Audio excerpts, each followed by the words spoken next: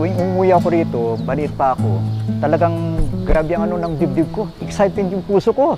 Yung karanasang yon, siyempre dito ka lumaki, dito ka pinanganak, ibang-iba talaga. Yun din ang nakabighani ng mga taong nakatira dito noon. Yung bayang to, hindi tulad ng ibang bayan na nauna. Ang kanyang lokal na ekonomiya nakabatay lamang sa kanyang natural resources. Dito walang mina, walang industriya. Kung mapapansin nyo sa kanta ng Taytay, na binabanggit, ang iyong mga bundok, dagat at kapatagan, dalampasigan, ilog, lawa at kagubatan, doon nakabatay mismo ang kanyang ekonomiya. My first arrival in Taytay is incredible. On the pier, only five bangka. We discover the quiet life, simple life. Wow. It's like one word. Wow. Ito na yung lugar kung saan lahat makikita mo na. Nandito na yung mga magagandang tanawin, yung mga magagandang practices ng mga tao na naninirahan dito. So, dito ka makakatagpo ng lugar na kung saan po pwede kang mamuhay ng payapa, simple at payapa. Yun yung Taytay para sa akin. Sapat na para sa akin yung dito lang sa Taytay. Ang bayang to, ang Taytay, ay itinuring na isa sa pinakamatandang bayan na kung saan ang unang seat of government nga ayon sa kasaysayan dito inilagay nung panahon ng pananakop ng mga Kastila. Ayon sa kwento ng mga ninuno namin, nung dumating daw ang Espanyol, hiwalay kasi yung kuta dito sa mainland, may tulay dyan. So tinanong daw ng Kastila kung anong pangalan ng lugar. Ang pagkakaintindi nung tinanungan niyang katutubo, kung ano yung dinadaanan niya. Ang sagot niya, Taytayan, kasi nakatulay siya. Katagalan naging Taytay, nagmula sa salitang Taytayan. Ang Taytay ay nasa mainland, Paragua, pero ito ay maraming mga island barangays. Ito ang parang jumping board from Taytay to going to the chain of islands, passing by Linapakan towards Culyon, Coron, Busuanga. Chain of islands, beautiful. Beautiful.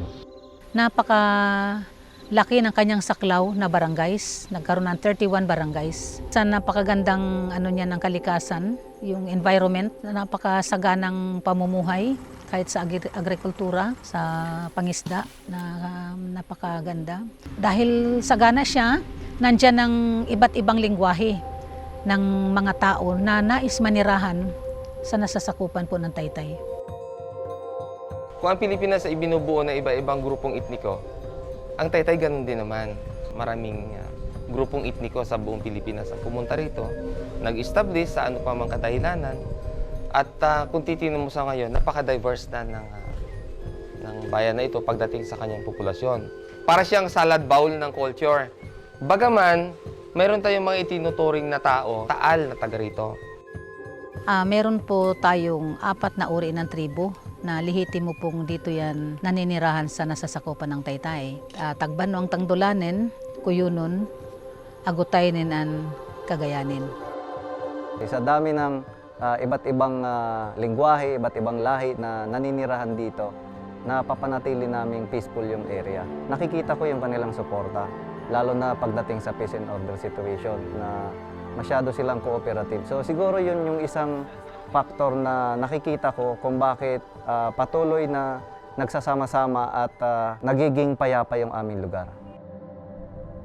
It is a physical connect sa mga places. Pero at the same time, parang yung kahulugan ng bridge ay hinukonekta yung kultura, hinukulti ang kultura ng Ilonggo, sa Kuyunon, tiga Central Visayas, tiga Bohol, tiga Cebu, sa Kuyunon. Kaya sila natututo na rin mag-Kuyunon. So yung culture, binibridge ito sa Taytay because of ano rin talaga, migration.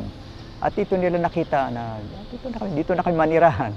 Nandiyan na yun, may eastern part, may western part, may lake pa ang Taytay, may Taytay Bay. Sus, napakayaman.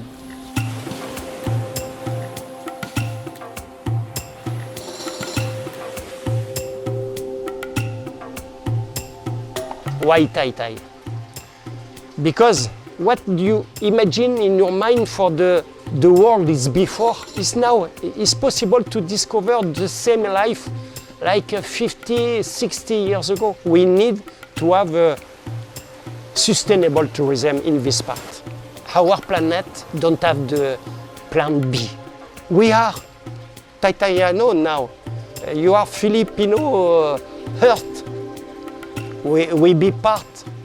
I hope I'm foreigner, but I'm part of Taytay community. Taytay, it never grow too much. Now it's time to develop Taytay, but totally different because you have the possibility to become a sustainable place, the first sustainable tourism for Palawan. Pangatalan and Sulubai is a bridge between our place, our bay, and Taytay municipality, Taytay community. It's like I walk on the bridge and I take the new information. You decide what is good for you, but I give you all the panel and you have the choice. Gagawa kami ng isang turismo sa bayan ng Taytay na hindi minamadali, na hindi inuubos agad. Malumanay, ayon din sa aming pagiging malumanay bilang mamamayan dito, malumanay, planado, gawin nating kaunting pino yung ating pagpaplano at pag-iimplementa ng turismo. Maganda ang Taytay. Parang nasa tulayan eh. Maganda ang araw pag sumusungaw na, sa likod ng bundok ay nakangiti pa. Maganda ang buwan, parang tumatawa, sa hihigang pilak kung nagpapahinga. Maganda ang ulan, napapatak-patak, sa likod ng bundok ay butil ng perlas. Bulaklak sa tangkay, oo, maganda rin, lalo't nagduruyan sa uwi ng hangin. Maganda ang kislap ng mga bituin sa singsing ng Diyos, batong nagniningning. Ang bughaw na langit, ang payapang dagat, ang mabining alon, ang maputing ulap, lahat ay maganda. Maganda ang lahat. Yan po ang Taytay, isang napakagandang bayan na napakasarap puntahan at napakasarap pag-ingatan.